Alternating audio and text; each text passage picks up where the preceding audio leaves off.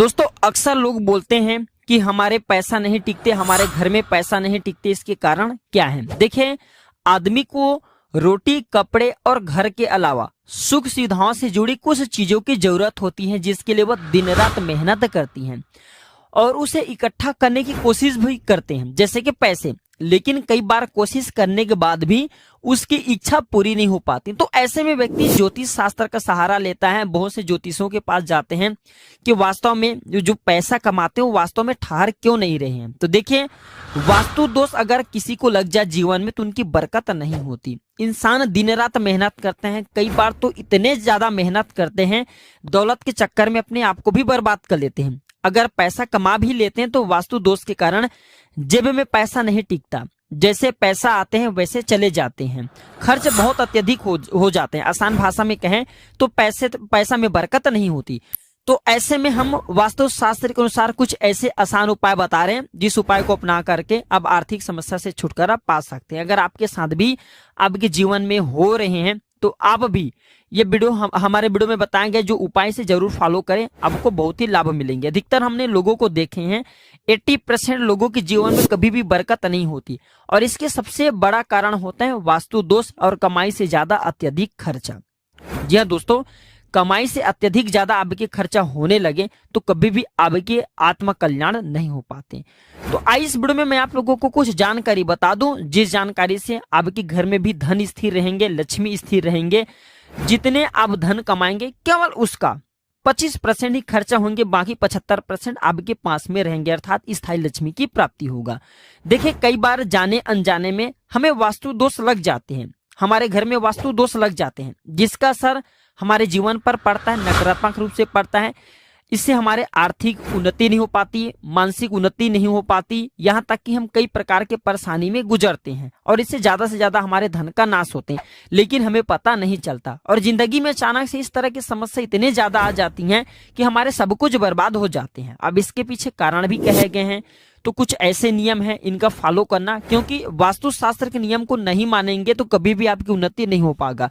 देखिए, अगर वास्तु के नियम को नहीं मानते तो हमें मंदिर में टॉयलेट बना लेना चाहिए। कहने का मतलब है कि टॉयलेट के लिए एक अलग जगह होना चाहिए, मंदिर के लिए अलग जगह होना चाहिए, हमें देवी देवताओं की दिशा भी अलग रखना चाहिए।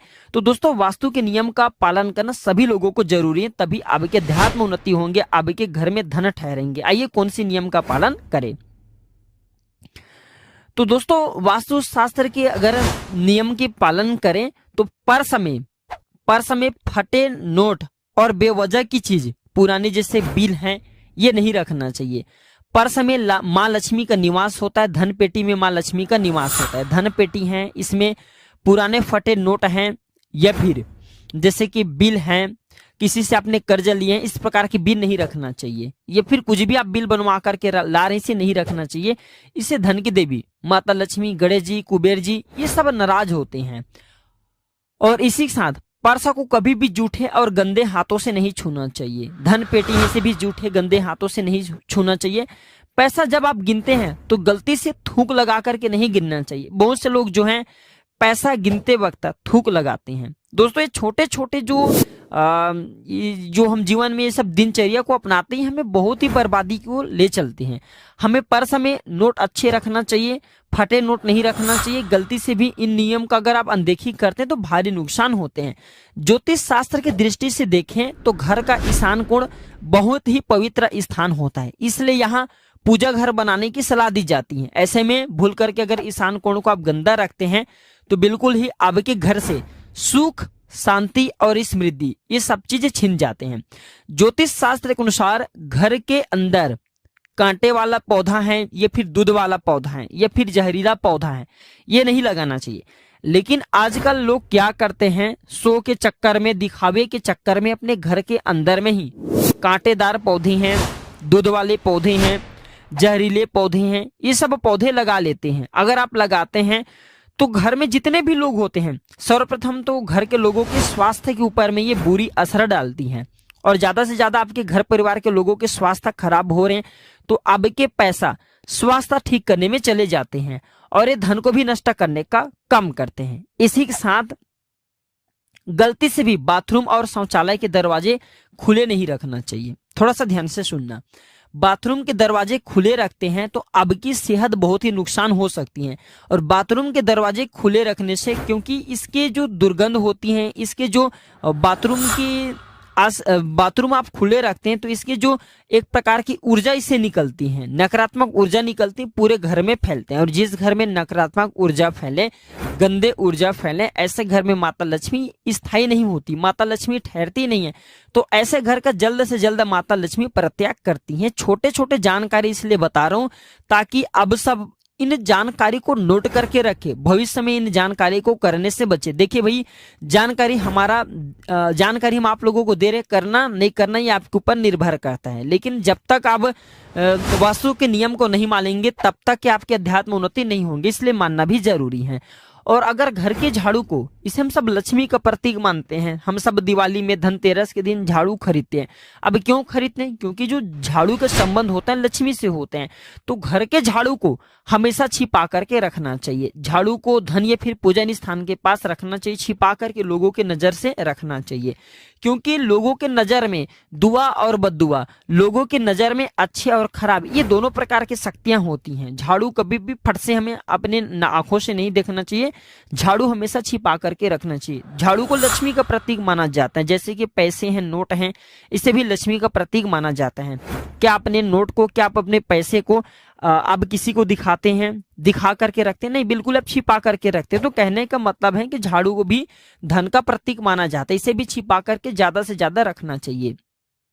और हाँ, यदि आप नमक की उपाय करेंगे तो आपके जैसे कि धन आने का समस्या है, जैसे कि धन आने का मार्ग रोक चुके हैं, घर में लक्ष्मी स्थिर नहीं होती, तो ये दूर हो जाएंगे। तो आप अपने घर के उत्तर पूर्व दिशा में किसी बर्तन में नमक रखें, लेकिन इसे 1 सप्ताह तक रखना चाहिए। ऐसा हमारे वास्तुशास्त्र में कहे गए हैं कि घर के उत्तर पूर्व दिशा में नमक रखते हैं, कोई सभी बर्तन में थोड़ा सा नमक रख लीजिए। तो नमक रखते हैं तो ये नकारात्मक शक्ति को नष्ट करने का काम करते हैं। नमक देखिए किससे बनता है, थोड़ा सा जान लीजिए। तो समुद्री पानी से नमक उत्पन्न होता है और समुद्र से ही माता लक्ष्मी उत्पन्न हुई है। इस नाते नमक रखने से घर के वास्तु दोष का भी निवारण करने का काम करते हैं, घर के जो वास्तु दोष हैं इसे दूर करते हैं। जिस डिब्बी में आप आटे रखते हैं उसमें 5 तुलसी के पत्ते रख सकते हैं। ऐसा कहा जाता है तुलसी की पत्ती इसे धन का प्रतीक माना जाता है। जहां पे तुलसी के पत्ते रखे जाएं उस जगह में केवल धन स्थिर रहते हैं, धन का वास माना जाता है। तो जिस डिब्बी में आप आटे रखते हैं उस डिब्बी में,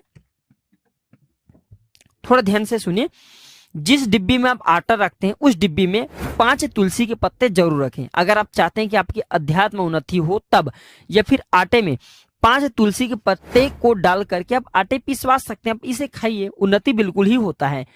और यह भी देखा गया है पीपल के पत्ते में मां लक्ष्मी का वास होता है। जो व्यक्ति शुक्रवार है, शनिवार के दिन पीपल के पेड़ की पूजा करते हैं, जीवन भर उसके पास धन की कोई कमी नहीं होती। और वास्तुशास्त्र में कहे गए हैं कि पीपल के पत्ते को हमें पर्स में जरूर रखना चाहिए, ये मां लक्ष्मी का आशीर्वाद होता है। अब घर में कौन सी ऐसे चीजें रखें जिसे ज्यादा से ज्यादा बरकत हो, हमारे घर में धन स्थिर रहे, आई इस वीडियो में थोड़ा सा जान लेते हैं, फिर मैं आप लोगों को बताना चाहूंगा, वीडियो समाप्त करूंगा। तो देखिए, पहले चीज है पारद शिवलिंग। जिस घर में पारद का बना शिवलिंग होता है, इस घर में माता लक्ष्मी न चाहते हुए भी स्थिर हो जाती हैं, आ जाती हैं। श्री यंत्र, श्री यंत्र को माता लक्ष्मी का हृदय स्वरूप कहे गए हैं। श्री यंत्र अगर आप अपने घर में स्थापित करते हैं तो श्री यंत्र स्थापित नहीं करें, बल्कि माता लक्ष्मी को स्थापित करें, उनके हृदय को स्थापित करने से लाल कलर के कपड़े में घर की पूजन स्थान में स्थापित करें, इनका पूजन करें। यंत्र में बहुत ही पावर होती है। प्राचीन समय में यंत्रों का निर्माण, यंत्रों का प्रयोग बहुत ही ज्यादा होता था। इसके बाद तांत्रिक वस्तु में दक्षिणावर्ती शंख आते हैं। दक्षिणावर्ती जो शंख हैं ये घर में रखने से माता लक्ष्मी बहुत प्रसन्न होती है। तुलसी है, तुलसी के पौधे घर में रखने से माता लक्ष्मी प्रसन्न होती है, इनकी पूजा करने से।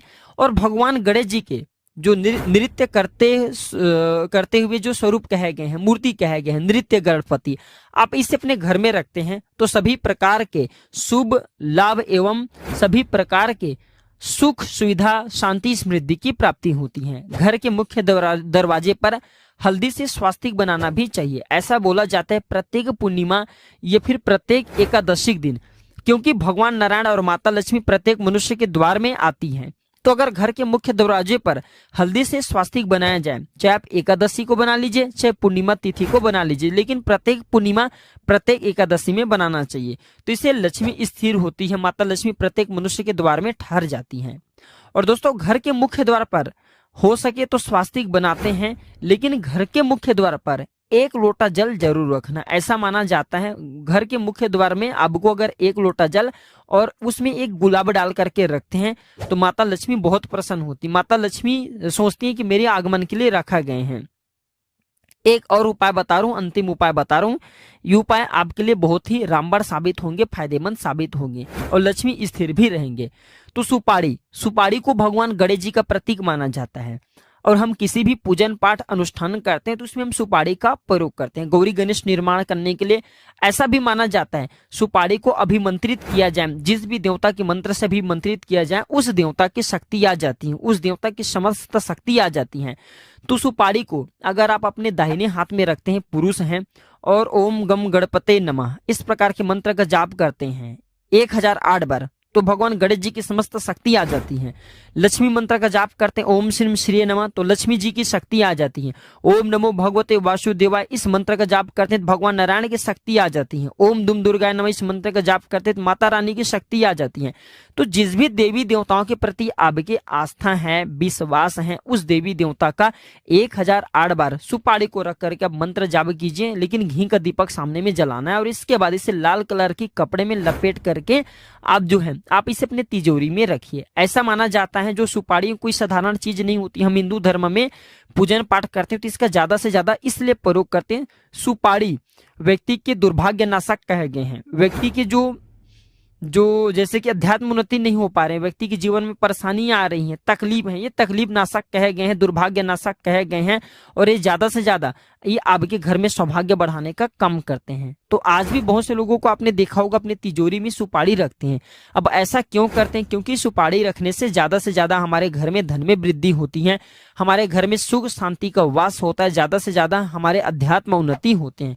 कोशिश करें आप अपने पर्स में एक जागृत सुपारी जरूर रखें। जो सुपारी आप उसे मंत्रों से सिद्ध करेंगे तो उसे लाल कलर के कपड़े में लपेट लीजिए, या फिर लाल कलर के कपड़े में नहीं लपेटना चाहते तो जो मौली धागा उसे आप लपेट लीजिए, अपने पर्स में रखिए, धन पेटी में रखिए, आपकी उन्नति होगा। कई स्थानों पे कौड़ी को भी रखना कहे गए हैं। तो 5 कौड़ी अगर आप केसर के साथ में 5 कौड़ी थोड़ा सा केसर ले लीजिए, चांदी के सिक्के ले लीजिए, इसमें बांध करके लाल कपड़े में बांध करके तिजोरी में रखते हैं, धन स्थान में रखते हैं तो ज्यादा से ज्यादा धन में वृद्धि होती है। कई जगहों पे भी ये जानकारी मिलते हैं कि हल्दी की जो गांठ है इसे भी रखने से, हल्दी की गांठ पूजन स्थान में रखने से, धन पेटी में रखने से, पर्स में रखने से भी ज्यादा से ज्यादा लक्ष्मी की प्राप्ति होती है। तो अगर आपके भी धन नहीं ठहरते, लक्ष्मी स्थिर नहीं है, तो वीडियो में बताए गए उपाय को आप जो है करके जरूर देखिए। और हाँ, सबसे ज्यादा से ज्यादा कोशिश करें आप अपने घर में वास्तुशास्त्र के नियम को पालन करें। जो व्यक्ति वास्तुशास्त्र के नियम का पालन करते हैं ऐसे व्यक्ति की कल्याण होता ही होता है। ऐसे व्यक्ति के घर में रहने वाले जितने भी लोग हैं सभी लोगों के अध्यात्म उन्नति होना स्वतः ही शुरू हो जाते हैं। तो आशा करता हूं कि इस जानकारी से आप सभी लोगों का भला जरूर होगा। वीडियो अच्छी लगी हो तो इसे अपने तक सीमित मत रखिएगा, इसे आगे जरूर शेयर करना।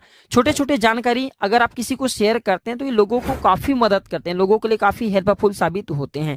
तो दोस्तों आज की जानकारी पर समाप्त करता हूं। दोस्तों वीडियो अच्छी लगी हो तो इसे अपने तक सीमित मत रखिएगा, इसे आगे जरूर शेयर करना। दोस्तों हम जल्द जुड़ते हैं आप सभी से किसी नए और एक अच्छे जानकारी के साथ। वीडियो देखने के लिए धन्यवाद। नमस्कार।